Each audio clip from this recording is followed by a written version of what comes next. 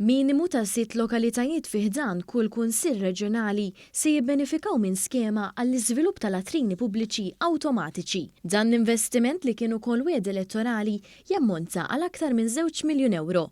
Dan tħabbar mis-Segretarju Parlamentari għall-Gvern Lokali Elisin Zerafaċivelli u d-Direttorat tal-Implementazzjoni tal-Istrateġija u Politika fiħdan id-Diviżjoni tal-Gvern Lokali.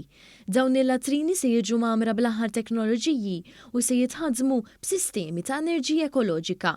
Kull kunsill reġjonali kemm f'Malta u anke f'Għawdex jista' jibbenefika minn fond sa massimu ta' 360,000 euro. Aħna nassistu u nikkollaboraw mal-Kunsilli Lokali tagħna biex minn hemmhekk niffaċilitaw u anke nimplementaw l-iskemi kif ukoll nikkoordinaw fuq aspetti ambjentali, fuq aspetti ta' skart kif ukoll kulturali f'diversi oħrajn.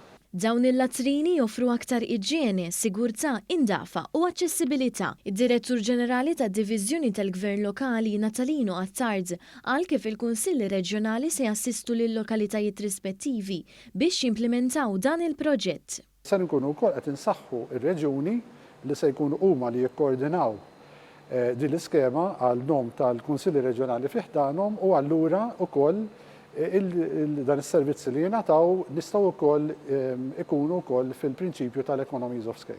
Preżenti għal din it-tnedija kien hemm ukoll il-Presidenti u s-Segretarji Eżekuttivi jew rappreżentanti tas-6 Kunsilli Reġjonali.